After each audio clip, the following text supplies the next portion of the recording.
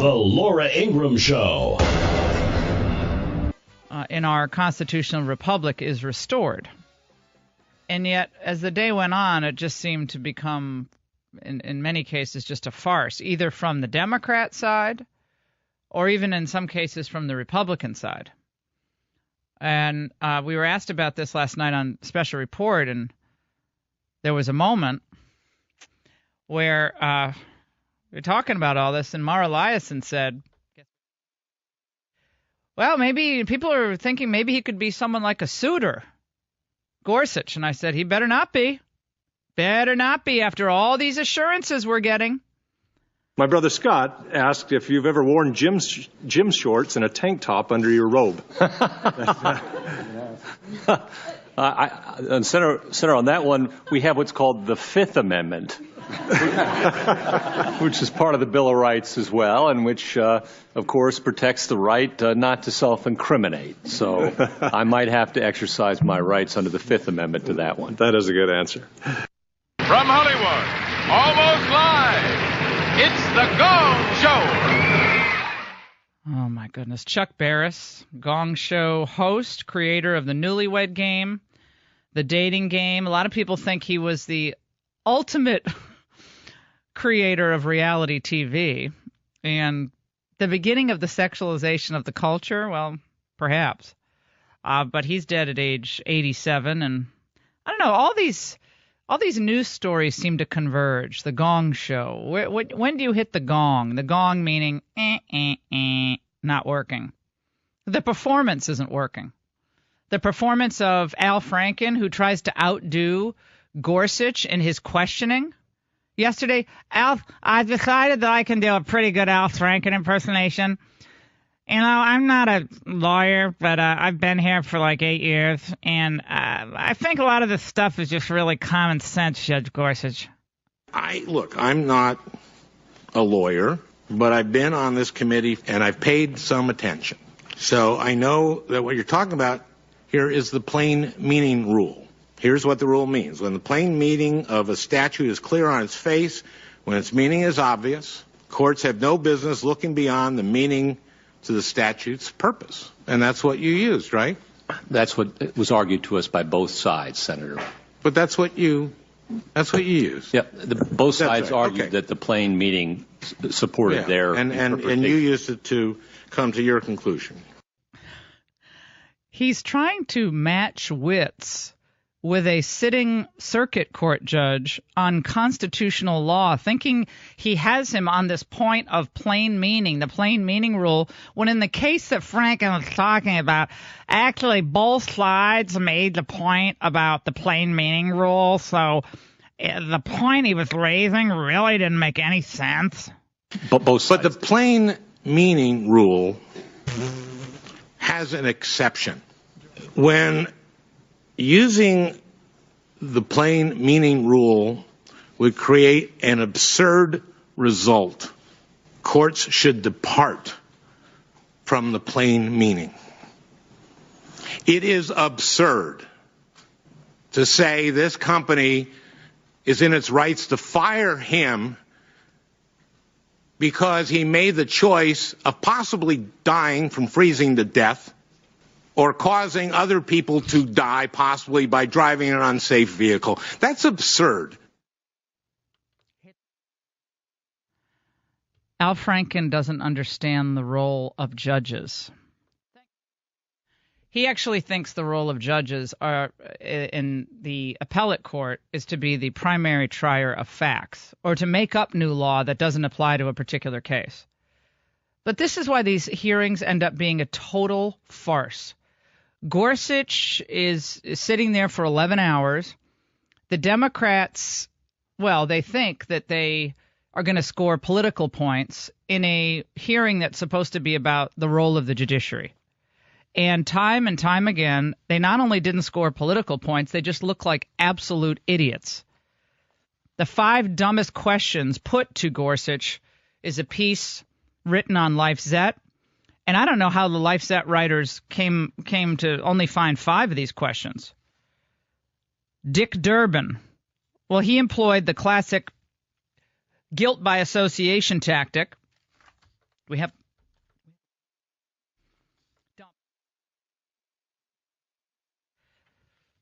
Dick Durbin employed a classic guilt by association tactic by confronting Gorsuch with controversial statements made by people he worked with over the years. Question: do you feel that what Professor Finnis wrote about purity of culture and such is something that we should condemn or congratulate? What? Gorsuch said he would want to read the entire writing and not just hear excerpts, before passing judgment. You're listening to your Healthy Radio Addiction, 855-40-LAURA. Judge Gorsuch was asked, of course, about Roe versus Wade and whether Donald Trump's litmus test that he recounted, and he frankly shouldn't have stated it the way he did during the campaign, but he was asked about this. This is how it went. You are not an unfit person. I don't think there's any reason to suggest that you're his favorite. Had you ever met President Trump personally? Not until my interview. In that interview, did he ever ask you to overrule Roe v. Wade? No, Senator. What would he have done if he'd asked? Senator, I would have walked out the door. It's not what judges do. Okay. They don't do it at that end of Pennsylvania Avenue, and they shouldn't do it at this end either.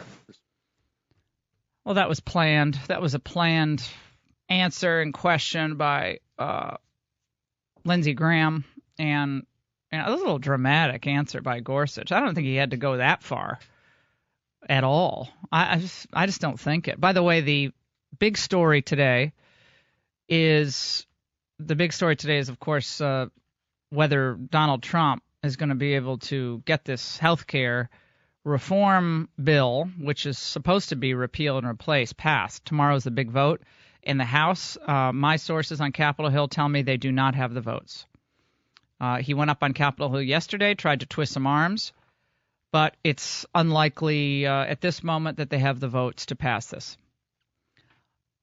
A lot of legwork needed to be done ahead of time for this legislation, and it was not done, frankly. We're going to talk to Jim Jordan coming up from Ohio's 4th Congressional District, and we'll see what he has to say about the vote tally as it is now. Scott Drew is going to join us later on, Baylor University's men's basketball head coach.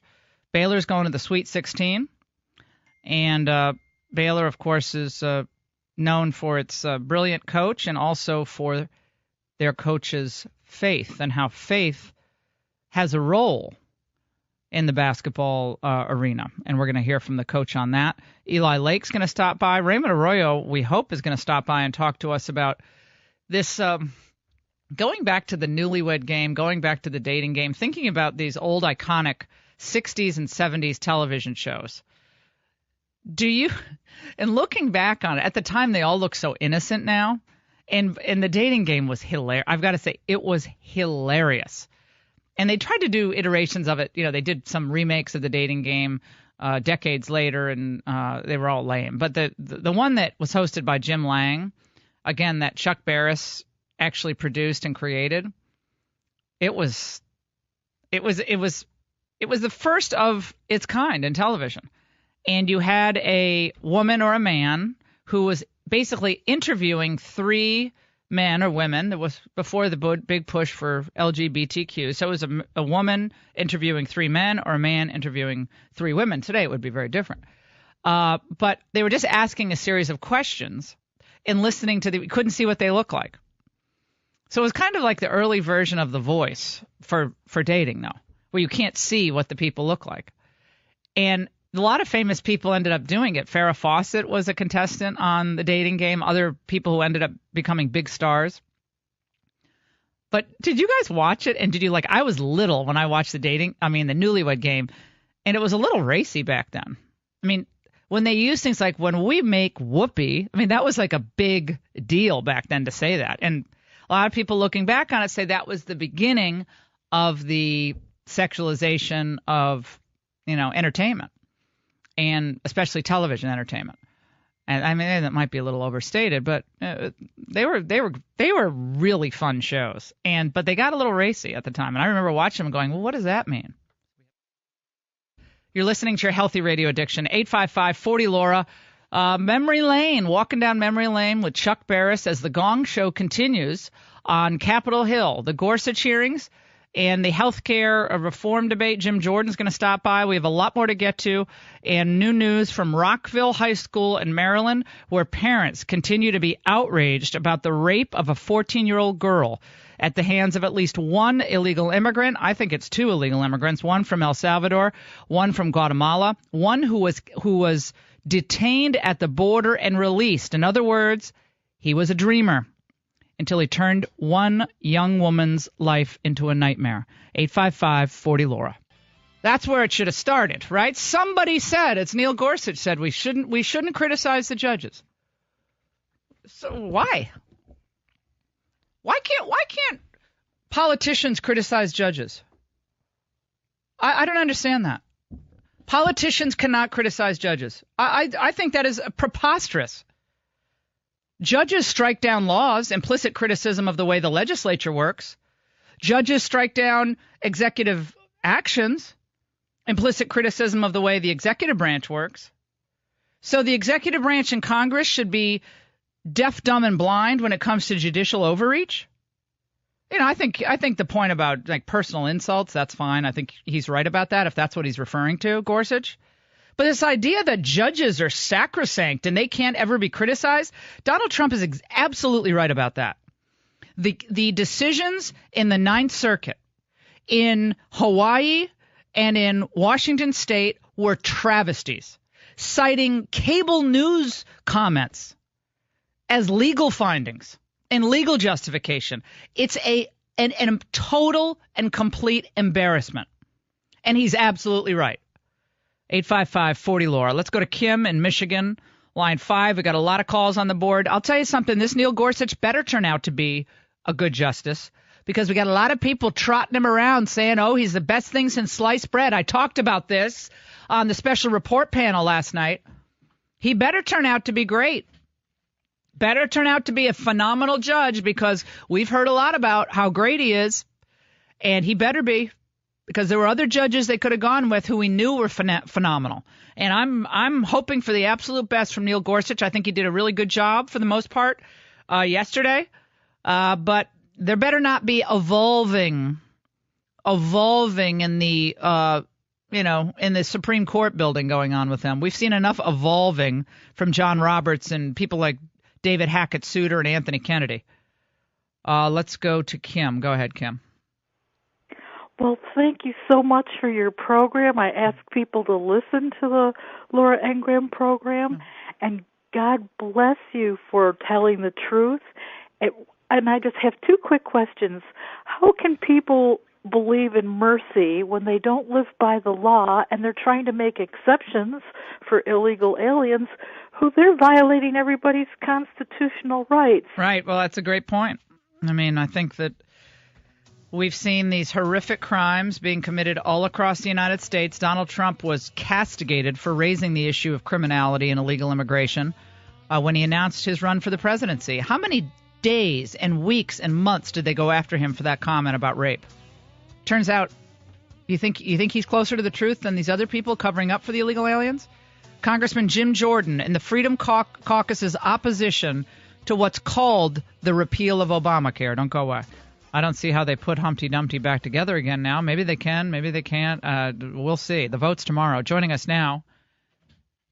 He's not joining us now. Okay, so I only find this out as the show is going on. So I have no idea that Congressman Jordan's not on. In just a few moments, we're going to be joined by Congressman Jim Jordan from Ohio. He is one of the holdouts on this, on this health care deal. And I think so far, conservative House Republicans are standing up to what President Trump threatened. And he says, you guys are going to lose your seat. They believe that if Republicans sign on to this faux repeal bill, it's not a real repeal bill. If they sign on to it, they think it's a sure thing that they'll lose their seat because it's not really repealed and it won't bring down prices. Rand Paul was all over television yesterday saying, guys, this is not a repeal of Obamacare. If it's a repeal, I'll support it. Ditto for Mike Lee, who has been fantastic on this. Lee has been a leader for the conservative movement, and he's absolutely right. I think we have 30 to 35 no votes in the House, and I think either the House leadership will put it forward and lose, or they will begin counting the votes very closely and decide not to put it forward. I think at that point, conservatives will have earned a seat at the table, and then the real negotiations begin. What I think has gone on so far are the pre-negotiations, but the real negotiations begin when we show them that they don't have a vote to pass their Obamacare light bill. You said today. He's right. And Rand Paul knows that if they do this wrong, then they will really pay. And more importantly, the country will pay. I think people like Mark Meadows and Jim Jordan, I think they're willing to, they're willing to go down. They're willing to actually die on this hill.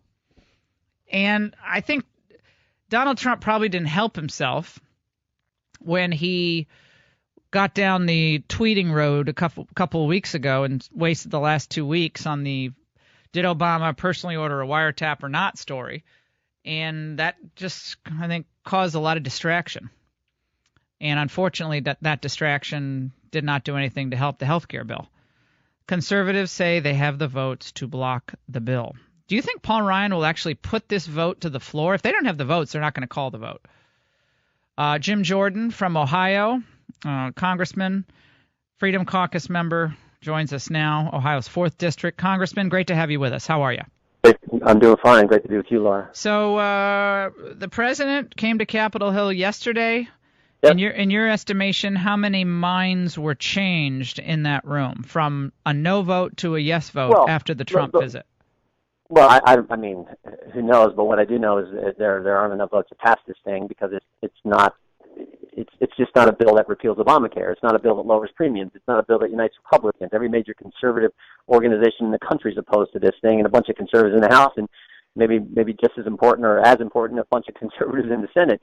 So this bill doesn't lower premiums and doesn't do what we told the American people we're going to do. The president did a nice job, like he always does, but that doesn't change the document. That doesn't change the legislation and what's in the four corners of the actual document. So we're opposed to it, and there aren't the votes to pass it right now. That's for darn sure.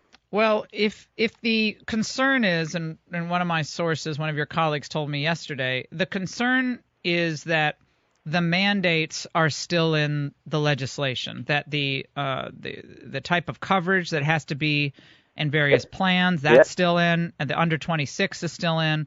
All of these mandates still exist. So Paul Ryan comes back and says, well, we get all that, but this is what the president campaigned on. And yesterday at his press conference, Paul Ryan got up and said, you know what this is about? It's about the signs that were at the president's rally last night. Promises made, promises kept. So in other words, he's saying people like you are keeping the president from fulfilling his promises. That's what he said yesterday. Laura, what did we promise the American people? We promised them we'd repeal it. What did we vote on 15 months ago? Clean repeal. We were all for it then. We put it on President Obama's desk. But now that it counts, we can't do clean repeal. We can't actually bring down premium costs like we told the American people. I mean, this idea that, we should do what we said. And what we said is we would repeal Obamacare and replace it with something that brings down premiums. This legislation doesn't do it. Even Krauthammer said it's Obamacare light. When it comes to bringing down premiums, even the CBO said premiums are going to go up. When it comes to uniting Republicans, every major conservative organization is against it. And this other key question is, will Phase 2 and Phase 3 happen? No. We know that the regulations of doctor price is going to change, are going to get challenged in court. That's the way the left operates. We know that's going to happen. So that's going to be tied up in court. And Phase 3, if Phase 3 can happen, let's do it today. Let's pass those things today. And put those key provisions in law that will help with middle-class families having lower premiums and better health care. But we're not doing that. So that's the problem with this thing. And all we're trying to do as conservatives say, we want to help President Trump get to what we all told the American people we were going to do when they sent us here to do it. Last night on Special Report, Charles Krauthammer said, why don't the House Republicans pass the best bill they can pass and then deal with all these other issues during conference when the Senate and the House comes back together? Tell my audience why that would not be the right path. 99 times out of 100, what we send to the Senate doesn't get better. right? Doesn't get better. Come on. It gets worse. Yeah, it doesn't get better. I mean, that's just the nature of that body over there. And frankly, why not put it in on the front end? Our job is to do what we said. Our job is not to say, oh, we're going to do something here that's not consistent with what we told the voters and hope and pray that the Senate will do something that they typically don't do. That's not how it's supposed to work. And think about this. We got this bill 3 weeks ago. Not one single witness testified in committee. Not one single amendment was allowed to be offered in the Ways and Means Committee, the the Ways and Means Committee, the Energy and Commerce Committee, or the Budget Committee. And now the only amendment coming from a technical amendment coming from the leadership. That's how the legislative process is supposed to work. And this is some binary choice if we're supposed to take it or leave it. I just do not see how that is in any way consistent with what we told the American people in 2010, 2014, and November 8, 2016.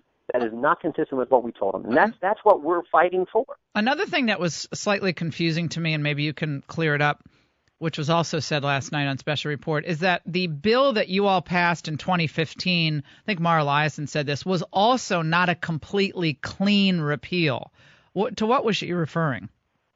It was a clean repeal, but there were a few regulations that, based on this complicated reconciliation process, that the Senate felt we couldn't include. Now, I think we could, and I think we should put those in there, but they weren't there. But what we said is, at a minimum, let's do what we all voted on 15 months ago. We were all able to pass that then. Why not do that now? Instead, they've said, no, we're not going to do even that much, and we're going to add in some extra stuff that basically keeps Obamacare in place, like taking the Medicaid expansion and extending it for several years out into the future, taking instead of subsidies, we're going to call it a different name, refundable tax credits for people who may not even have a tax liability.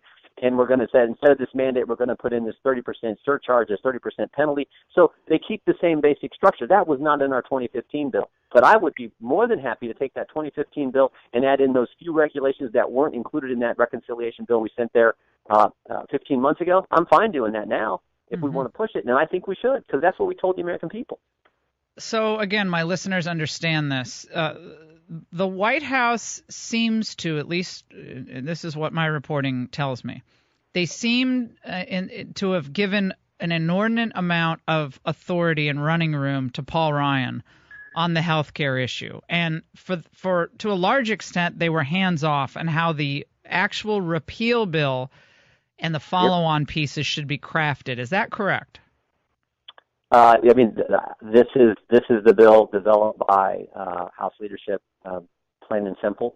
And frankly, I think we're at a point where the appropriate strategy is to say, start over. I said this morning on a different program. I said, look, sometimes you learn more from losses than you learn from the wins, and you learn how to change things, do things better, and do things in a way that's going to achieve success. I think we're at that point. Let's just start over and do it right. And how many of your colleagues in the House have that same view? Even if they're against the bill, are they where you are on start over?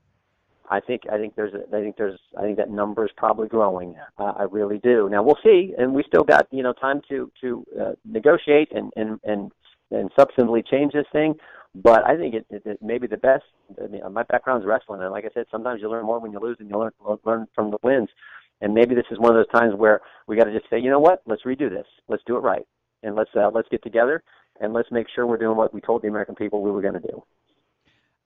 Congressman, one issue has been raised about the president's credibility coming off of this Russian wiretap tweet from a few weeks ago, that his mojo when he went to Capitol Hill was perhaps diminished because of all these other tangential issues that are swirling about.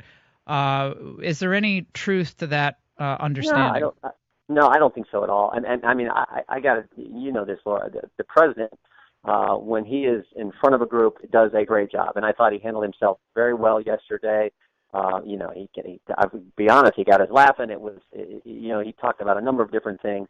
So the president and the White House, frankly, have been very, we've met with, I don't know how many times I've talked to Mulvaney and Vice President Pence and Secretary Price. And we've met with the president. So they've been fine, and I thought he did a great job yesterday. But that doesn't change the fact. But is he getting the right advice? This is my question to you. Is he getting the right advice about pursuing this current version of a so-called repeal? Here's what we've told him. No, we've told him this. Several of us members of the Freedom Caucus. Mr. President, no one wants you to succeed more. Last fall during that campaign, it was Freedom Caucus guys who were busting their tail. Look, I was helping him in Ohio when our governor wasn't. Mark Meadows was helping him all across the state of North Carolina more than anyone. Mm-hmm. So we want you to succeed. We want America to prosper. We want to keep our commitments and promises to the American people. We genuinely believe this bill doesn't do it, and that's why we're opposed to it. And that's why we're working to make changes to this bill that will accomplish what we all campaigned on last year. We're talking to Congressman Jim Jordan. Congressman, on the issue of implicit or explicit threats, did you feel at any point in time over the last few weeks that any member of the White House staff, including the president himself, was threatening any of the Freedom Caucus members with primary challenges or other political retribution? I mean, to be honest, Laura, I don't even worry about that. I didn't feel that, and don't worry about it. That's my commitment is to the families in the 4th District of Ohio, and what I told them, our commitment is to doing what we said we would do, accomplishing what they sent us here to accomplish, plain and simple. My attitude is you do what you said, you do the right policy, it typically turns out to be good politics. And so let's focus on doing the right thing and doing what we said. That's all our focus is. Leave the politics and all that stuff to other people. I don't worry about it, frankly. And I've been in tough matches before and tough primaries before. It's not what I worry about. What I worry about is doing what the people in the 4th District sent me here to do. Well, I got your back on this. I'm completely with you. Mark Meadows, the rest of the Freedom Caucus, Rand Paul, Mike Lee, thank you. Tom Cotton. You guys are doing what the voters in your districts and in these key Rust Belt states across this country wanted. They wanted the establishment to be given a wake-up call, and now the establishment wrote this repeal, and a lot of people are really unhappy because they know it's not going to bring down the cost of health care insurance, and that's the bottom line. People are smart. They see through this. Congressman, stay in touch with us. We'll be watching very carefully tomorrow, and keep doing what you're doing. Thank you. All right. We'll take a break on the Laura Ingraham Show, 855-40-LAURA. We'll go rapid fire when we come back. Well, I think that's a stretch. It's not the same, but it's not going to do what we need, which is to bring down the cost of health care. Josh in Nebraska, line 2. Josh. The two players that come together when you're putting health care costs together are hospitals and physicians on one side and insurance companies on the other. Both parties have an interest in keeping the prices high. Insurance companies need the prices high because you don't need insurance for stuff that's cheap. And exactly. Of course, physicians and hospitals have the profit motive. Who has the motivation? Right, you're absolutely right, Josh. Who has the motivation to keep the status quo in place? High cost of insurance, high cost of health care. Who benefits? Not the consumers of health care, not the patients. Great point. 855-40-LAURA. A lot more to get to. Don't go away. Newlywed Game, the dating game, the Gong Show, what his contribution to television was in music. He was kind of a wacky Renaissance man. We're going to get into that later on, but our office here at the Laura Ingraham Show and Life Zet offices, which are right through the glass, are obsessed with the NCAA basketball tournament, and they begged me to fill out my bracket. And, of course, I don't have time, so I didn't. But I'm fascinated by the story that the kids at Life Zet wrote about the Baylor coach who you just heard, Scott Drew, who brings not only athletic expertise to the game of basketball, but brings his faith and his belief in Jesus Christ to his players at this high-pressure, high-stakes environment. And I'm delighted that Coach Scott Drew is with us now. Scott, how are you? Good to talk to you. Hey, I am doing great. And I know one thing, you are smarter than all of us because you wait till the tournament's over and then you fill out your bracket. Yeah. And you don't miss any games. So that's really the way to do it. Yeah, I picked Gonzaga and West Virginia and Xavier. And, well, Coach, I have to say, I'm from Connecticut originally. So the first question I had to Jay, who's our expert in our studio, is, why the heck didn't UConn make it this year? Because UConn's usually such a good team, and they didn't even make the tournament. So then after that, it was then UVA, where I went to law school. They're out. Dartmouth, of course, never makes it, and that's where I went to college. So I just marvel at all you guys who can actually play the game. Well, thank goodness you didn't come to Baylor because we're still in it. But those are excellent schools and have great coaches. Tony Bennett's a great friend of mine at Virginia. Oh, fantastic. Well, let's talk about the game. Everybody is waiting for the big game at Madison Square Garden in New York Friday night against South Carolina. You guys are ranked third. South Carolina is ranked 7th. What should we expect? Well, like whatever game is in March, it doesn't matter where you're seated, where you're ranked, who's predicted to win. What makes March so exciting is it's 40 minutes, and who's the best for that 40 minutes is the team that wins. And it's not always the best team because the parity in college basketball is not 4 or 7. It's one game. So everybody loves seeing upsets. You see a lot of them in March, and with college athletes, 18 to 22-year-olds, you never really know what you're going to get. So it's must-watch TV. Now, it's something to behold, even for people who aren't college basketball fans. I think this time of year is just always special. It's always fun. And I found myself the other night watching the Michigan game, and I was thinking, Michigan Duke, who's going to win? And I never watch. I've got to say, I confess, I'm a football person. I don't watch a lot of basketball. But I started watching that game, and I'm like, oh, my God, I watched it to the very end. And you get sucked in. And, again, even for the non-crazed fans, there's something about this tournament that just brings everybody in. It brings the country together, which I think is great. We need more events like this. Well, that's the beauty of sports. It transcends everything, and doesn't matter race, wealth, beliefs. It's just when you cross those lines, you're on a team, and you're playing as a team, and that's the beauty of sports. Do you think at this point, with talent like Jonathan Motley, 6'10", he's a junior? Is that right? He's a junior forward? He's a junior, correct. Manu Lecomte, who's a 5'11" guard, who's fast as lightning, and also is great at stealing, which I love. That's what I was. I played high school basketball, and I was the key stealer. I'd love to steal passes. That was like the little fox who would come up behind people.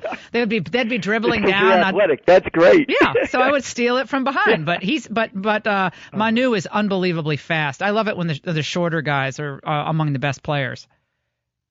Well, the short guys got to be fast. If not, it's hard to play basketball because those 6'10" guys, they're pretty athletic and tough to score against. How did you become a basketball coach? You didn't play in college, or did you? I don't think you played in college. No, I did not in college. My whole family, my dad was the 7th all-time winningest active coach, and my brother was the 16th pick in the NBA draft, and I was blessed to coach him with my dad at Valparaiso University, and my sister actually had her jersey retired and was Gatorade Player of the State of Indiana. My God. My brother was Mr. Basketball in Indiana, and I played until God didn't bless me with much height. I was 5'1.5" my sophomore year, and I knew at that point he wanted me to coach instead of play, so I was a late bloomer. But the great thing was God gives us all different talents and abilities, and my desire has always been to help other people reach their goals and dreams, and I've coached my brothers and sisters' teams when they were younger, and then worked with my dad, and that was a blessing, and then took over at Valparaiso University, and then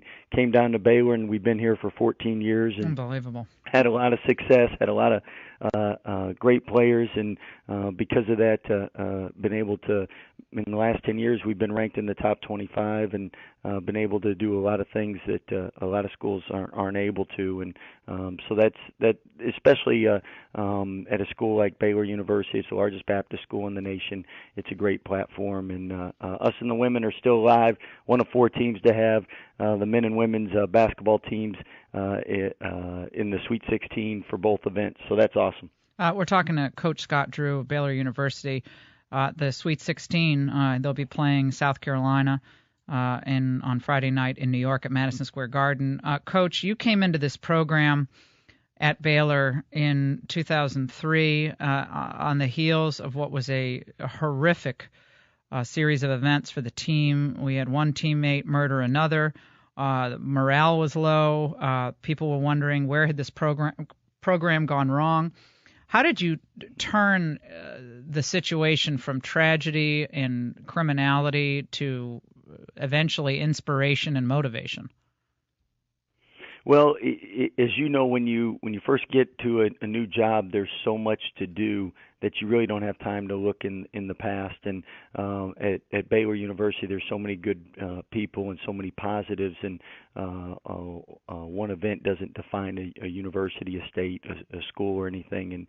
And we all make mistakes. We all try to get better at what we do daily. But we've really been blessed to bring in players that have represented the school the right way. They've had the right character that this school can be proud of. And do kids make mistakes? Yes. Do we sin? Yes. But in a large part, because of the sacrifice of the guys that we brought in, they've been team-oriented guys that want to make this university proud. We've been able to, since 2010 now, this will be 2 Elite Eights, 2 Sweet 16s. Hopefully this one keeps going. And then an NIT championship and a runner-up. So a lot of success. Tell us about the role of faith in the daily life of we're talking about players now, but obviously this is just who you are and the man you are, your belief in Jesus Christ, your personal Savior, and how you take that feeling and message to your players through, again, high pressure, high stakes games with, for them at age 18 to 22, it's the biggest thing they'll ever do, many of them, in their entire life. And how do you keep them grounded, and how do you keep their eye on the real prize? Well, to start with, we all know actions speak louder than words, so it's really important for us, our coaches, to be godly role models for them. And from that, hopefully, being at a Christian school, we're able to start practice with a prayer, end practice with a prayer. We're able to have a no cussing policy at practice. So we're able to do some things like that. And at the same time, we have 2 chaplains on the team, and they do voluntary Bible studies with the guys. Those are tremendous, and they're able to grow there. We have game day chapel services that our guys attend, and from that we've had one year we had 6 players baptized. This year we've had 1, and probably once season's over we'll have another. So a lot of young men have come to know Christ at Baylor University, and as we know, if we live a blessed life, you're looking at 80 years. So winning a basketball game is one thing, winning the real prize and getting to heaven, that's the most important thing. So that's something that we don't take lightly working here at Baylor University. I think that for college athletes, I played some field hockey and softball in college, and you're looking back on it, especially if you go to college or university without a really strong faith grounding, you're really at a disadvantage in my view. I didn't have a particularly strong faith when I went off to college. I made a lot of mistakes, and to have a role model it is a father figure model. There's no doubt about it. And I've talked to pro football players, pro basketball players about this. To have that individual at the helm of a team and an enterprise, and chaplains, as you said, is so critical for those young men, and in other sports, young women who didn't have that grounding at home. And you find it. I mean, you really find it. If you have your ears open, you and your eyes open, you can find it, and it changes your whole life.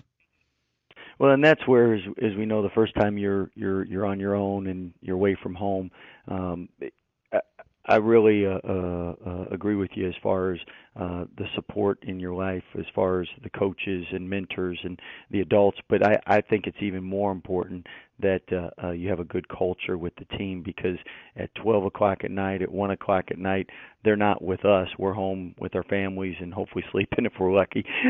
But they're with their other teammates, and that's why with us, our culture is so important, and we want to bring in kids that want to do the right thing, because if your 2 roommates are studying, or if your 2 roommates are in the gym working out, you're probably there. If your 2 roommates are doing the wrong thing or out all night, then you're probably out all night. So our culture is really important to us, and that's why not everybody we recruit, but people that we think are really goal-oriented and driven and want to become the best person and a basketball player they can be, and we're able to help them academically, socially, spiritually, along with basketball. But that's where that culture is so important, because again, they're not with us at night. So we've been blessed to have a lot of good leaders and a lot of good players that have been great role models for the freshmen when they're away from home for the first time. How about I always wondered about this. In basketball, college basketball, you can leave after your freshman year, and forgive me if I think this is right, but you've had some freshmen leave, but not as many as other teams. I mean, people like Pierre Jackson, who else? Taurine Waller-Prince. Yeah. I mean, how long? Go ahead. How long were they in school? We've had some players that have stayed 4 years, some players that have stayed 5 years and been drafted. So we've had a lot of people that have stayed the whole time. I think it's our last 36 out of 38 seniors have all graduated, and we've had the most players since 2010 that weren't five-star recruits or weren't McDonald's All-Americans make it to the NBA. We've had 4 of them. But we've also had Quincy Miller, who was a one-and-done, Perry Jones, who was here 2 years and out, Isaiah Austin. And with that, the NBA, the first-round contracts are guaranteed. So you're looking at guaranteed money, where the second-round contracts aren't guaranteed. So if players after a year or 2 years can get guaranteed money and their parents or family want them to go to the NBA, then that's their choice. Our goal is that they make educated decisions based on real information, and the NBA allows us to get feedback from their advisory board, just so you wouldn't want someone to leave college and find out they're not drafted because some agent told them they were going to be a lottery pick, and now they have no place to play. Well, Corey Jefferson came in. When did Corey Jefferson? Was it 2015? Class? Did he come in 2015? And he was a redshirt. His military family, and his mom still comes to the games from Colleen. But he was somebody that stayed 5 years and then was able to get to the NBA. So we've had a mixture of that. But at the end of the day, hopefully they're growing spiritually, socially, academically along with basketball, because it's one thing to be a talented player, but if you don't have the other stuff, then you're not going to make it in life. How do you guard a player like Sindarius Thornwell from South Carolina? How are you telling your I was going to ask you that. Maybe put you on him, because you're good at coming from behind and getting steals. They wouldn't see me coming. I'd come right from behind. They think they're doing that cool through the legs dribble, but through the legs behind the back stuff. Yeah. They wouldn't even hear me come from behind. He's the SEC Player of the Year, so not many people have been able to stop him. In conference, he averaged 22 points a game. So with great players, you're never going to stop them. You just try to make things difficult on them, and hopefully they don't go off for 44 points like he did against Alabama. Scott, you're an amazing man, and for someone who didn't play a lot of college basketball or pro basketball, you know so much about basketball. It's really impressive. And it's because, I think, of your upbringing, your father, everything you learned from him, your brother and sister. Baylor coach Scott Drew, we wish you the best of luck. We're going to be watching Friday night. We're very excited. And more than that, we just hope you check back in with us. And I'm really happy what you do for your players day in and day out. I know how much they love you, and it's a great, great story. Well, thank you very much. And since your teams are out, you can cheer for Baylor, all right? I got it. Baylor's my team for Friday night. All right. No thank big you very deal. much. All right, Thanks you take for care. you All right, Coach, stay with us. I have an idea. Why don't we continue the wall right up the coast, the West Coast? And, just wall off California from the rest of the country. So we'll go Nevada, go Colorado, Utah, all the way to Idaho. Wall the whole thing off. California can exist on its own. Honestly, California is just become another country. And Malibu is declaring itself a sanctuary community. It's 96% white. In solidarity with their gardeners and nannies and housekeepers, and they're just total frauds. Of course, a few days ago on Capitol Hill. In just a moment, we're going to be joined by Eli Lake, who's a writer, investigative reporter at Bloomberg, a terrific writer on national security matters. Before we get to him, Joe Biden is speaking on Capitol Hill about Obamacare and the attempt to repeal it. Let's listen in. Let's listen. All right. Well, Joe Biden is speaking. We'll go back to that in just a moment. He's speaking on MSNBC. They're cutting in and out. Yeah, it's coming. Well, he was just on, but they just cut out of it. It's on C-SPAN, I believe. So we have a new breaking story that has developed during our show from the Associated Press. Manafort had planned to benefit Putin government. President Donald Trump's former campaign chairman, Paul Manafort, secretly worked for a Russian billionaire to advance the interests of Russian President Vladimir Putin a decade ago and proposed an ambitious political strategy to undermine anti-Russian opposition across former Soviet republics. The work appears to contradict assertions by the Trump administration and Manafort himself that he never worked for Russian interests. Manafort proposed in a confidential strategy plan in June 2005 that he would influence politics, business dealings, and news coverage inside the United States, Europe, and the former Soviet republics to benefit the Putin government, even as U.S.-Russia relations under George W. Bush grew worse. Manafort pitched the plans to Russian aluminum magnate Oleg Deripaska, a close Putin ally with whom Manafort eventually signed a $10 million annual contract beginning in 2006. Manafort and Deripaska maintained a business relationship until at least 2009, according to one person familiar with the work. Manafort's plans were laid out in documents obtained by the AP that included strategy memoranda and records showing international wire transfers of millions of dollars. Well, this is certainly going to get the left going, even though it was a decade ago. Does this contradict what Manafort has said, both in written statements and other comments in the press? Joining us now is the aforementioned Eli Lake. Eli, first of all, it's great to talk to you. We have to ask you about this Manafort story. You wrote about Paul Manafort back in April of 2016. The title of your piece, Trump Just Hired His Next Scandal. Yes. Thank you very much for having me on the show. I love the show. I think Manafort has always been really bad news, and he brought enormous amounts of baggage, not just the stuff with Oleg Deripaska, which was sort of we knew that he had a relationship with him, but all kinds of shady oligarch types, and it was an odd choice in that regard as to why I thought at the time that Trump brought him in.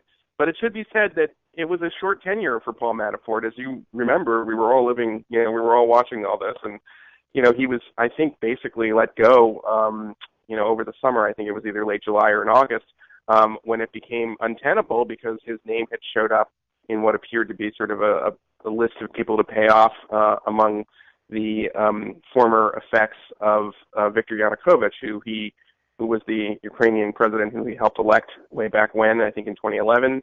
And so now Manafort is facing a lot of issues. I don't know what that necessarily has to do with Trump's current inner circle or Trump's own connections to Russian figures or anything like that. And you could look beyond Russia with Manafort. Manafort's had a lot of clients who are pretty kind of high up on the sleaze meter, if you will. Well, let me just say, as do many of these political consultants and lobbyists from the left and the right. We have folks like James Carville, John Podesta, others representing foreign interests, foreign candidates, foreign governments all over the world. And this is how they make big, big, big money. That's correct. I would just point out, though, in Manafort's case, I think he was double-dipping at times. He sort of has a reputation of being, at times, more than just a lobbyist. He did enter into real estate ventures with Dmitry Firtash, who was also the sort of billionaire who helped fund the Yanukovych campaign. And then, at the end of the 1980s, he got in a bit of trouble because he was lobbying for people for HUD contracts. Nothing wrong with housing and urban development contracts that help blighted communities and so forth. But then he was investing in some of the areas that would get those contracts. So he's always been kind of playing on the line there. And he, I think, also has this independent problem, which is that he was representing a think tank, which was basically an arm of the old Ukrainian government, known as the Center for East-West Understanding or some sort of innocuous thing.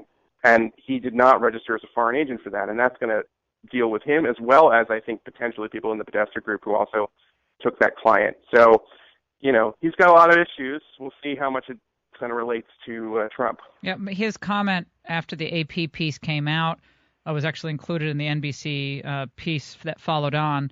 He said, "My work for Mr. Deripaska did not involve representing Russian political interests." He added that his work was on business and personal matters in countries where Mr. Deripaska had investments.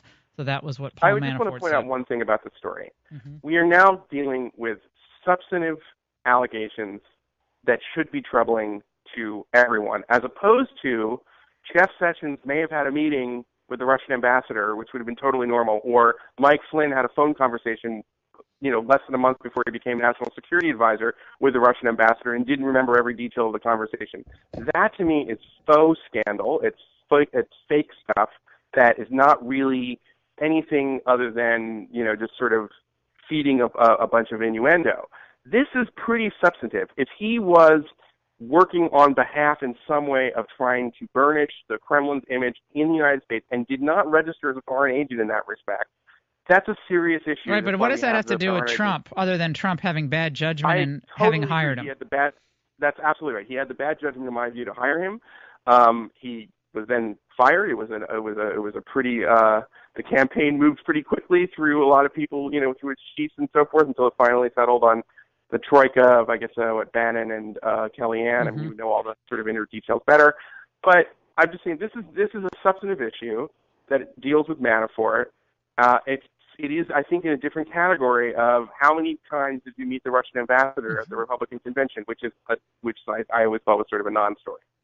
The thing that keeps popping up in my mind during this conversation about the former Soviet Union is that it was really Hillary and President Obama who boosted the fortunes, the standing, the influence of Vladimir Putin, not Donald Trump. Over the 8 years of the Obama presidency, we pulled out our missile defense from Eastern Europe. We attempted a Russian reset, which failed spectacularly. We attempted to re-engage as late as 2015 with John Kerry going over to Moscow with Putin. Time and again, and then we saw, of course, uranium interests in the United States being purchased by a Russian company. And all this kept happening during the Obama administration. Then suddenly the left is like, what are we going to do about Russia and Trump? Well, I mean, again, Paul Manafort working for the Russians in 2005, 2006, if he was not forthcoming about that, then he should be held accountable. But unless Donald Trump was somehow in business with Paul Manafort in 2005 to 2009, which I haven't seen any evidence that they were even friendly or knew each other, I don't quite understand, other than having made perhaps the wrong decision in hiring Manafort, what this has to do with Donald Trump. Look, I think I agree with 90% of that. I just would say this, that it was, I think, we can look back and we can say it was a mistake when George W. Bush looked into Putin's eyes and found the soul of somebody you could do business with, or whatever the phrase he used. Had him to Crawford, had him to the ranch. Yeah, had him to the ranch. Okay. But Putin had not really done as many odious and horrible things when that conversation took place. Fast forward, when Obama starts his reset, Russia is occupying, a lot of the country of Georgia. They had just invaded Georgia. Right. And the result of the reset was that the Russians paid no cost for flagrant aggression that needed to be deterred. And so that was just off the bat. They were willing to look the other way pretty much on that. And on that, I think, this is the classic problem of the broken windows theory. They're defining deviancy down. And this emboldened Russia. And then we saw throughout the Obama presidency, just look at how Ambassador Michael McFaul, who was an architect of a lot of these policies, was treated when he was the ambassador. It was a form of political and psychological warfare that they did against the U.S. ambassador in Moscow. We should have never stood for that, and we did nothing to really counter it. But eventually, all of our kind of, efforts to reset and look the other way ended up with, Putin feeling emboldened enough to annex Crimea and invade Ukraine for these little green men. And then the policy really finally did begin to change, at least with respect to Ukraine. But it never changed in the Middle East, because right in the same period when we're worried about the Iran deal, the Russians come in and basically establish an air presence in Syria, re-entering the Middle East for the first time since the 1970s, since the Nixon administration. And this is, seen as, well, there's nothing we can really do about it, except for try to continually talk to the Russians, get them to do something we know they're not going to do. So I agree with you that there was a lot of problems with the Democrat policy, but by the time the end of the Obama presidency comes around, you did have a rift, I think, between what Hillary and her camp wanted to do and also other Democrats wanted to do, and the Obama administration, which really wasn't doing anything about Russia except in the context of Ukraine. Eli, let's talk about the Comey testimony briefly.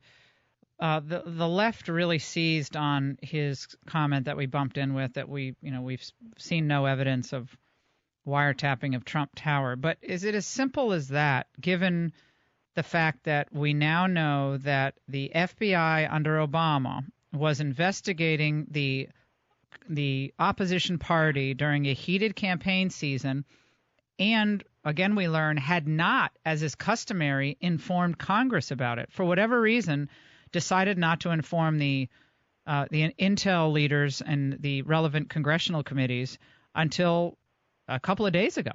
They didn't know about this. Well, I just published a column saying that now I think Comey is the most powerful person in Washington because he determines the legitimacy of the Trump presidency. I am deeply uncomfortable with that. And by the way, everyone should be deeply uncomfortable with that. And it's not against James Comey.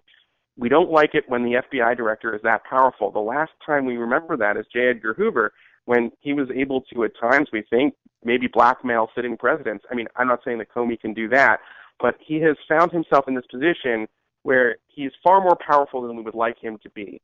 And it raises this question, why would you share the detail and confirm that there was an ongoing counterintelligence investigation, which is going to hang over the Trump presidency and affect everything, I think, and then not say whether there was going to be an investigation into the really serious civil liberties issue of leaking monitored conversations of Mike Flynn or unmasking the names of people caught up in incidental collection? Why would you give one detail and not another detail? And then, I think, by the way, Democrats can ask the same question. Why would you share this, tidbit about Hillary's servers towards the end of it saying we may have new information or new emails and not tell us about this other thing? So he's creating a sense where I don't think it's a no-win situation for the FBI, and we don't want to be in it. I don't like the idea that Comey is basically going to be in charge of, he's going to have this cloud hanging over me. Yeah, the Damocles sword. It's going to take forever. Yeah, It's the Damocles sword. So we ought to be really uncomfortable with that. And on the question of Trump's tweets, listen, he was factually wrong the way he tweeted it. And I don't want to give him, he's the president, he should have known better. But there is a whole set of other issues about, well, okay, did people in the White House request information to unmask the names of Trump officials who were collected? Were there other issues here that we don't know about in terms of tasking reports on people advising Trump or Trump himself and their ties to Russia? And was there an effort to make sure that that was sent out? I don't know the answers to that. I don't want to make these kinds of allegations, without evidence. Well, where are the lie detector tests? Yeah, I mean, we could do lie detector tests on the 20 people that had access to this information. I have a feeling it didn't come from the intel community. I have a feeling the unmasking and the leaks came right out of the White House. That's my sense. There's someone connected to the White House. If President Obama was briefed on this, then who knows who he told? Ben Rhodes? I'm just throwing out names here. But I think you're right. The more powerful Comey becomes, the more imperiled U.S. democracy becomes. And there has to be a check on Comey at some point. Eli Lake, go ahead quickly. We're almost out of time. To be continued. All right. Eli Lake, thank you so much for joining us. Loved your piece. We'll link it up on Facebook and lauraingraham.com. Stay with us. Yeah, I can't answer that. The new double standard on leaks in the Trump era and the scrambled politics of the healthcare debate, all on LifeZette.